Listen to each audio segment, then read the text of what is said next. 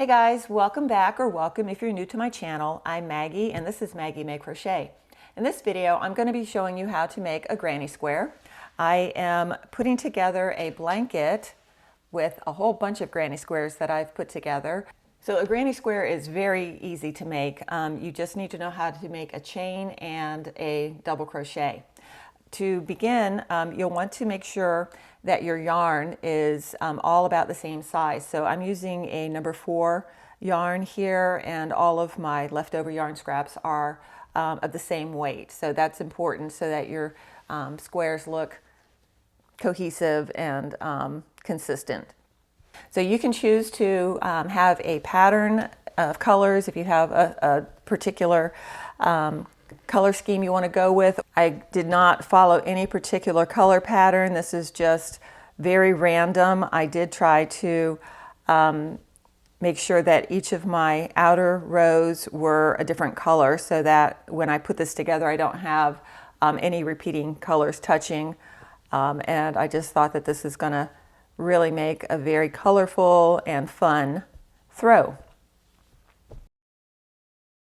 Now, granny squares are very simple projects, especially for a new crocheter.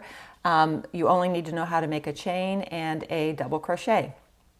I'm going to show you briefly how to make those stitches here, but if you are pretty new to crochet, I'll go ahead and link a more detailed tutorial on those stitches above here for you. Okay, so to begin, you'll need to place a slip knot on your crochet hook. I'm using a 5mm size H crochet hook, and this is a 4-weight worsted weight yarn. So I'm going to chain 4, 1, 2, 3, 4, and I'm going to join my chain to make a loop by placing my hook into that first chain and drawing the yarn through with a slip stitch. Okay, and that's going to make a little ring here for me to place my stitches in. You can also make a magic ring if that's something you prefer. Either one will work. So now I'm going to chain 2, 1, 2, and these first 2 chains here are going to count as 1 double crochet. So I'm going to find my center of my little loop here, and I'm going to place a double crochet next to it. So I yarn over, place my hook into the center of my ring, draw the yarn through. I have 3 loops on my hook. Yarn over, I'm going to pull my hook through 2 loops. 2 loops around my hook, yarn over and pull through those 2 loops. And that's your double crochet. So I have 1, 2 double crochets. I need to make 3. So I yarn over, put my hook through the center ring, draw the yarn through, yarn over, pull through 2 loops, yarn over, pull through 2. So that's 3 double crochets. Now I'm going to chain 3. 1, 2, 3. These chain 3s that I make are going to be what forms the corners of our granny square. So now I need to make another cluster of 3 double crochets into my ring. Yarn over, yarn into the center, pull my yarn through. I have 3 loops on my hook, yarn over, pull through 2, yarn over, pull through 2. Do that again.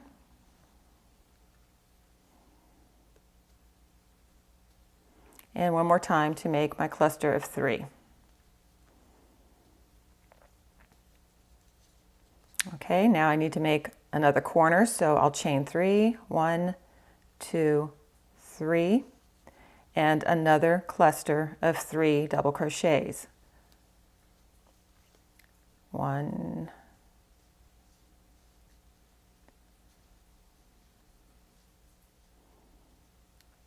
2, 3. I need to make another corner, so I'll chain 3, 1, 2, 3, and I need to make my last cluster of 3 double crochets.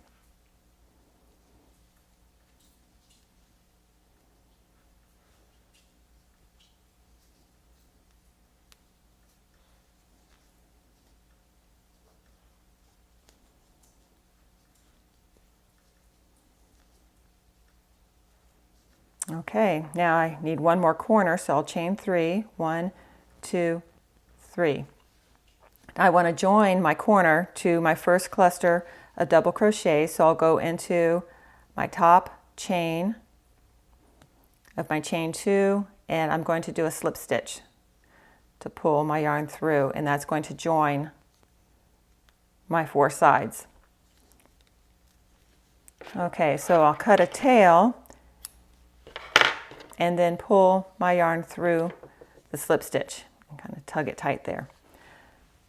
So now I'm going to take a minute to sew in my tails. Some people sew in their tails when they complete their granny stitch or square, but I prefer doing it after each round because I think I would just be overwhelmed with all the tails that I have to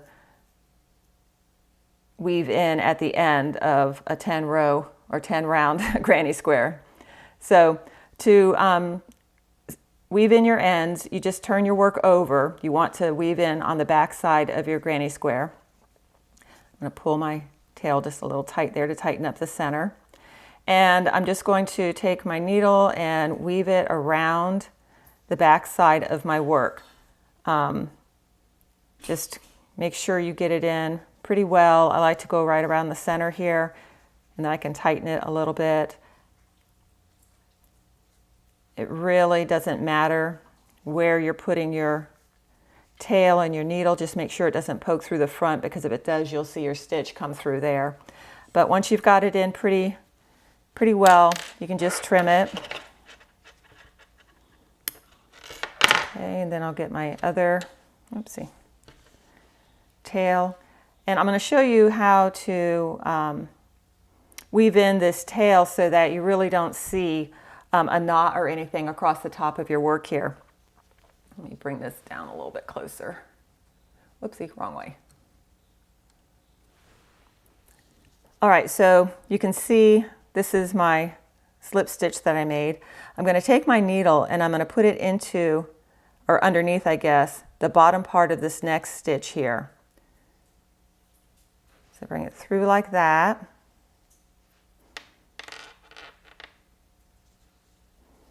And then I'm going to take my needle and I'm going to place it right down into where it came out of that slip stitch, and I'm going to let it pop through the back side so that my yarn comes out there. Okay, and that kind of gives you an invisible join. When you look at the work here, you can kind of see how you really don't see the knot. I hope that's coming in clear. Okay. All right, so now my yarn is on the back side, and I'm just going to feed my needle in, down, and through the back side of my work again. And I want to make, see how it was showing through there? That means it's going to, the yarn will show through on that side, so I don't want to do that. Now, this is just the first round of my granny square, and honestly, you probably don't need to be so particular, but I like to make each round, as nice as I can.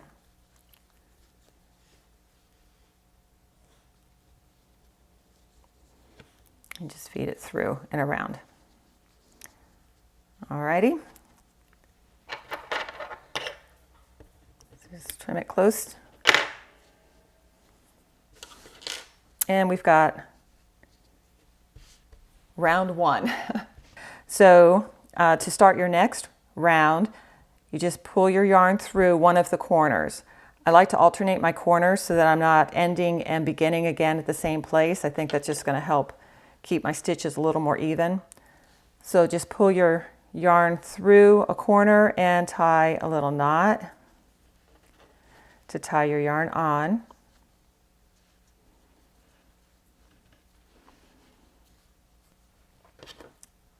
You're going to place your hook through the corner, bring your yarn through, and chain 2, 1 and 2.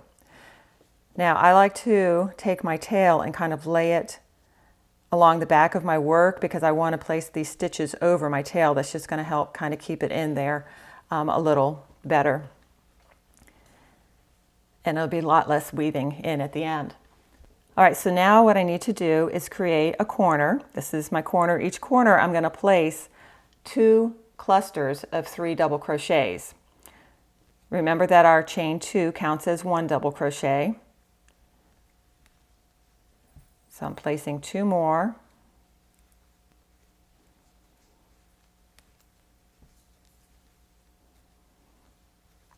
And then I need to chain 3. 1, 2, 3, and that's going to make my corner here. Placing 3 more double crochets.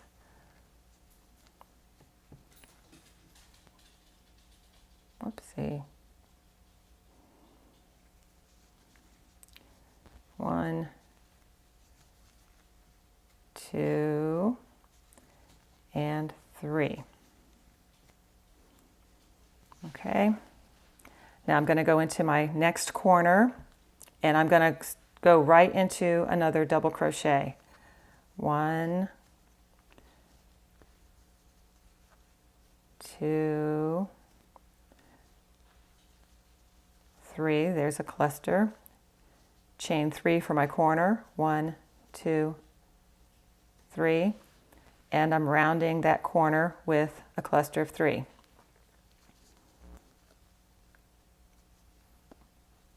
1, 2, and 3. Okay, so I'm coming around to the next corner and I need to make 2 clusters of 3 again. So yarn over, make a double crochet, 2 more to make 3.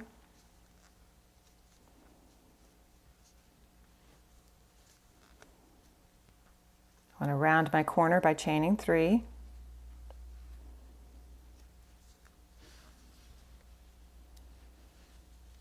And I'm going in for 3 double crochets.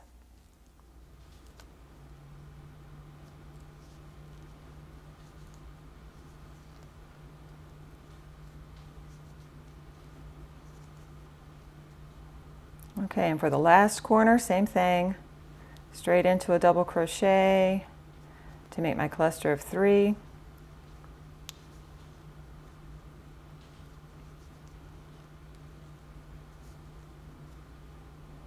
Chain 3 for my corner. And my second cluster of 3 double crochets.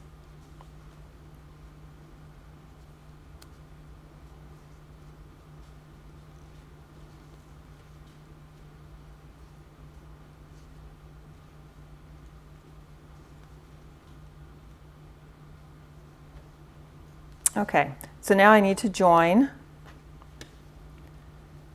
by going into the top of the second chain here and do a slip stitch through, and that's going to join my sides. Cut a tail and pull my work through. Okay, give it a nice little tug there, and now I'm going to sew in my ends.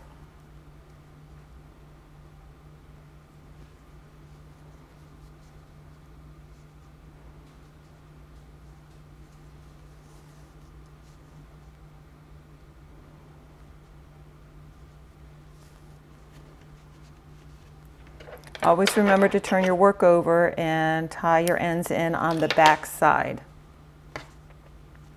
When you're placing your double crochets, make sure you're always on the front side of your work. You can see the difference here that these have kind of longer looking posts, and this side is just a little more loopy looking.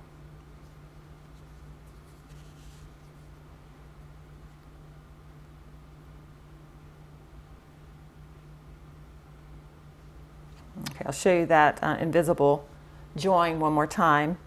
I'm just going to take my needle and put it under the next V that would come in.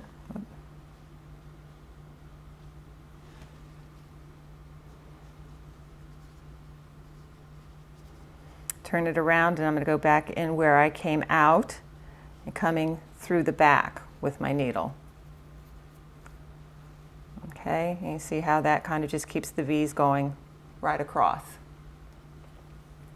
My yarn's in the back, so I'm just going to start feeding it through the back side. I like to get my needle back down here where all my legs are and just kind of feed it through that way. And then I'll come up here sometimes too, just really get it in there nice and secure. And just trim it. All right, so that's round 2. Now the only difference for the next round, the third round, is now I have a space here in between each of my corners. So in these spaces, I'm just going to place a cluster of 3 double crochets. Each corner always gets 2 clusters separated by a chain of 3. Each side is going to have a cluster of 3 double crochets. I think I'll go with this one next. So I'll just choose another corner to begin. Whoopsie. Draw my yarn through and tie it.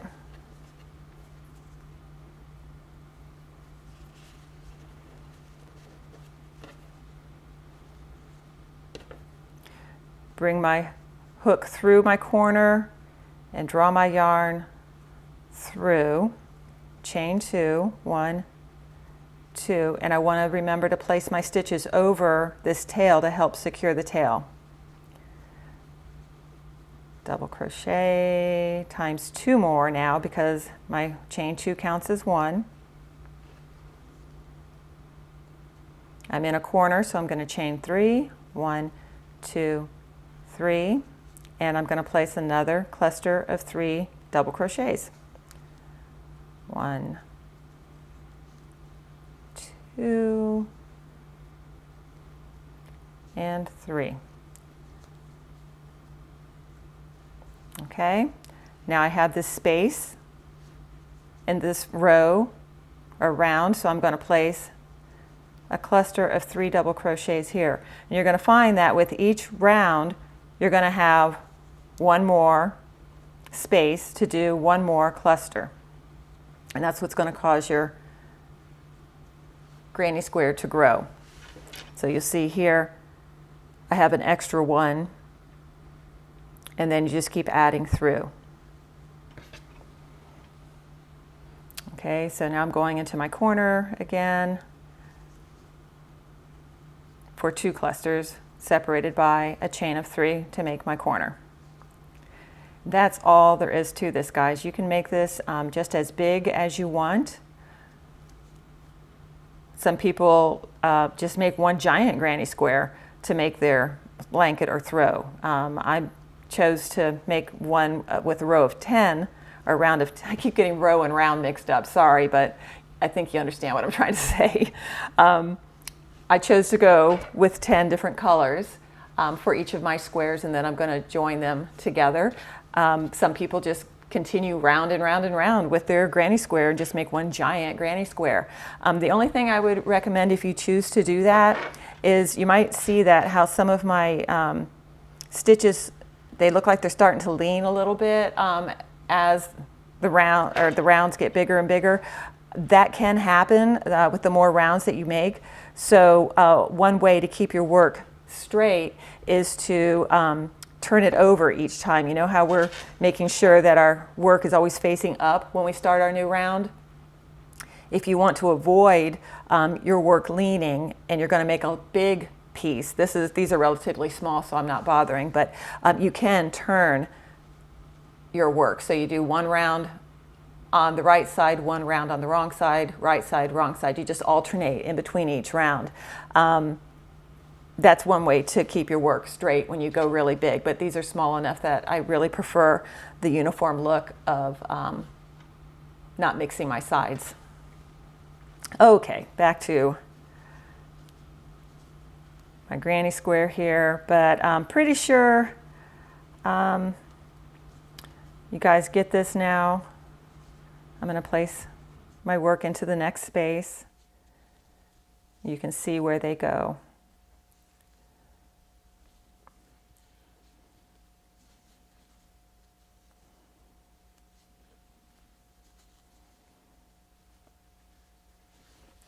And you'll notice now for my next round, I've got 2 spaces that I'll need to put a cluster of 3. And then the next round I'll have 3 spaces, a cluster of 3, and that's how it just continues to grow.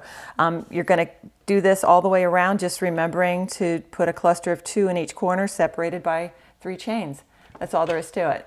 All right, so I'm going to continue on and finish my last square for my granny square, and then I will get back with you to lay them out to decide what color combination or pattern I want to place these in to join them together.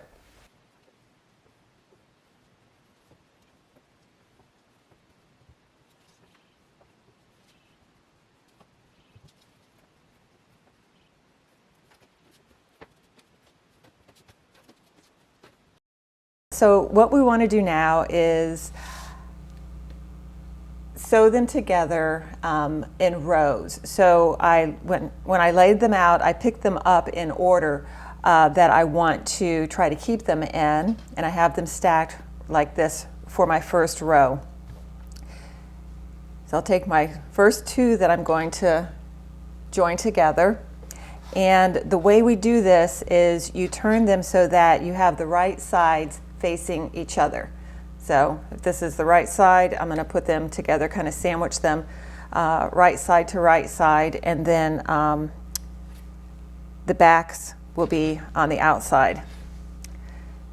So I'll take the edges and line them up, and I'm going to be sewing along the edges here to sew them together, and I'm going to do what is known as an invisible seam. So I'll sew it in such a way that you won't see the thread through here, or the yarn through here. Okie doke, so I'm going to take, and I'm going to go with the lighter color of this yarn, and I'll take a piece that's just a little bit longer than my square.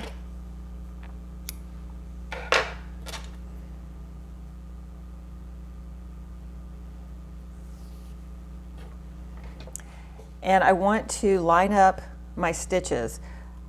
What I'm going to be doing is putting my needle into the outside of each of my stitches. So you see the V here on a stitch, and here is a V on the stitch. I'm going to be grabbing with my needle the outside and the outside of each stitch from each square. And I'm going to start with the middle stitch of my corner. So I've got 1, 2, 3 stitches that we made, our chain of 3. And I'm going to put my needle under the outside of the middle one on this square, and then I'm going to find 1, 2, 3 and go to the outside of the other square, and I'm just going to bring my yarn through and I'll tie it off. I can sew these ends in later. All right, so I'll go down to the next stitch, and I'm going to put my needle in the outside and the outside loop of the next one. Then I'm going to come down to the one right after, outside to outside.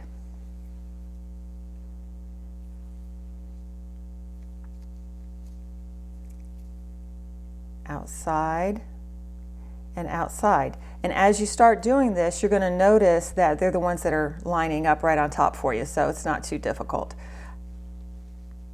And instead of looping over like a mattress stitch, I'm just going to come to the next one and then go to the other side, the opposite side. And then I'm on the right, I'm going to go from right to left. This one to this one. I'm on the left, so I'm going to go from this one to this one.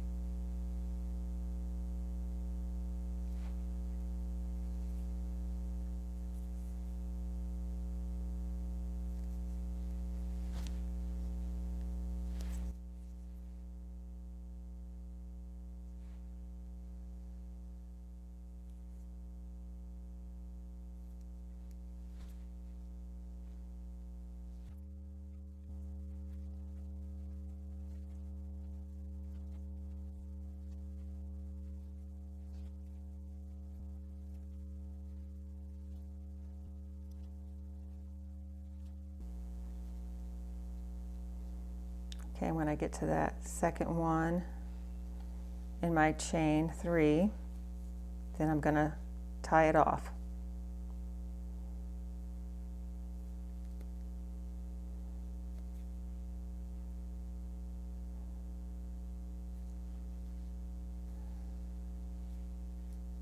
Okay, now when I turn it over, and I'll pull it tight here on either end, and that brings them together for a real nice seamless join. Okay, so I'll take my next one and place it face down onto the face of this one. I'll cut another piece of yarn and do the same thing, and it'll open this way, and then the fourth one. I'm going to do that for all 5 rows, and then I'm going to join them lengthwise. Okay, so I will come back once I have my horizontal rows done, and I'll show you how to join them vertically.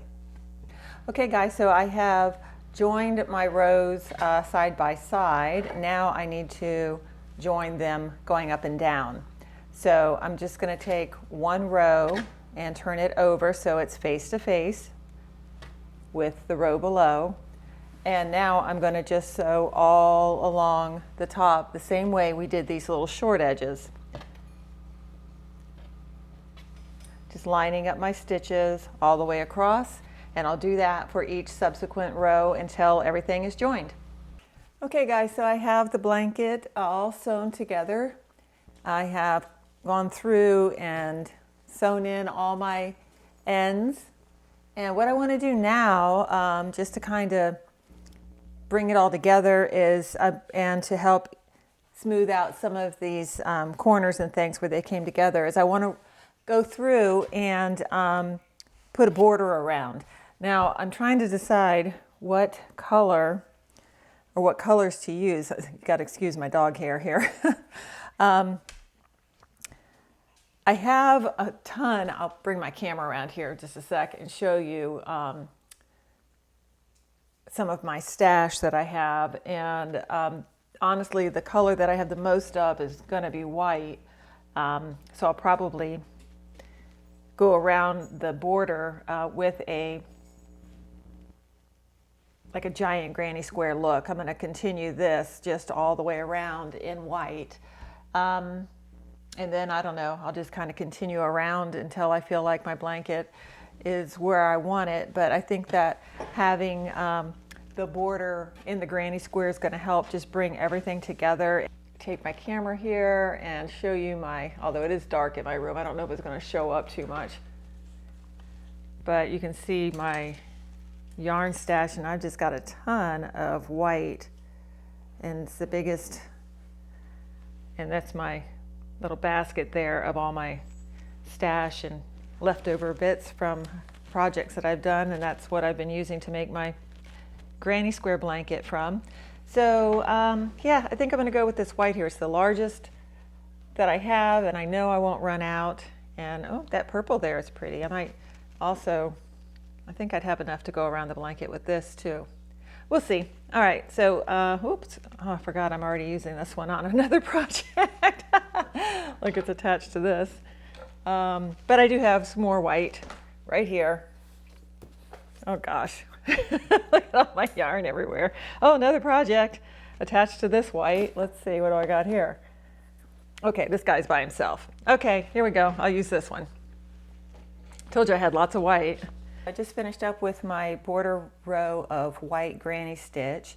Now I'm going to go around with, I think I'll do a single crochet and then a row of double crochet after that and see how I like it. I really like this color combination here of the white, green, and blue, and maybe even purple if I go another row. So I'm going to put a row of single crochets around next. Then I'm going to, in the green, then I'm going to go with this kind of light blue and then purple going around. So I haven't quite decided whether I'm going to do double or single crochets on those next few rows, but I am going to start with a single crochet first. I think that that helps just kind of set your border so that your stitches are nice and equal and even. So to do this, I'm just going to start, I guess I can start on the end. You can start anywhere really with this, doing your single crochets.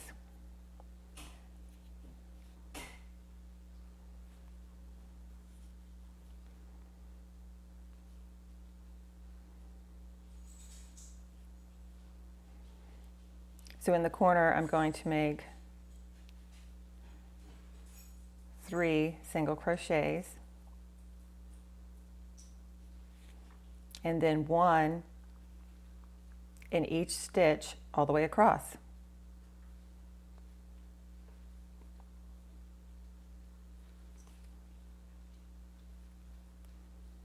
Just making a single crochet border.